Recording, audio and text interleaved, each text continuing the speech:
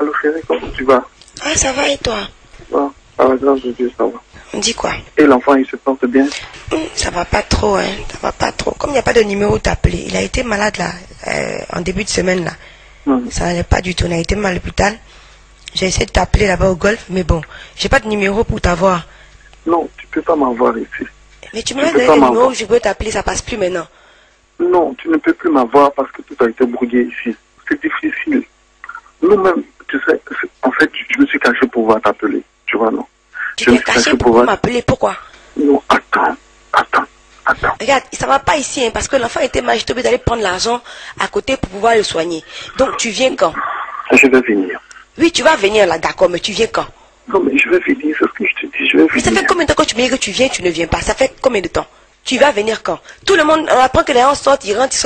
Toi, tu es là-bas, ou bien tu ne veux plus revenir? Si, je vais venir, mais tu sais, c'est pas facile. Qu'est-ce qui n'est pas facile? Tu penses que c'est facile pour nous ici? Écoute, chérie, écoute bien ce que je vais te dire.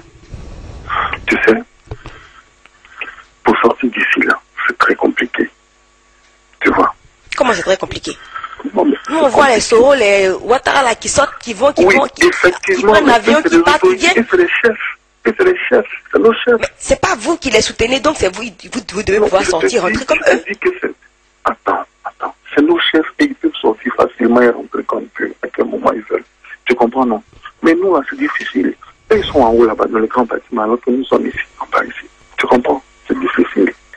Comment il s'appelle? Ancien DG de douane, Yamiokono. Il a essayé de simuler les funérailles, tout ça, afin de pouvoir sortir, pour aller voir un peu sa famille, tout ça. Mais il a été bastonné. Oui, mais ça, c'est lui. Toi, tu dis que c'est les chefs. Toi, tu te connais là-bas pour qu'on puisse on sache quand tu sors, mais quand tu sors pas. Non, écoute, quand je parle, il faut m'écouter. Écoute bien ce que je te dis. Essaie de comprendre ce que je dis. Même eux-mêmes, pour sortir, c'est compliqué. Tu vois, il y a même le journaliste Brouaka de la télé là. Et c'est le même problème qu'il a eu. Il a demandé à sortir, mais ils l'ont giflé, ils l'ont frappé. Et il s'est retrouvé au frigo. Tu comprends? Donc c'est difficile, c'est vraiment difficile. Tu vois? Et quand même tu demandes, quand tu formules une demande comme ça pour pouvoir sortir, le corps habillé là, ils ne veulent pas te laisser partir. Mais normalement, les gens de l'ONU sont là-bas avec vous, non? Tu peux pas aller voir quelqu'un de l'ONU pour expliquer ça ou bien pour qu'il te fasse sortir?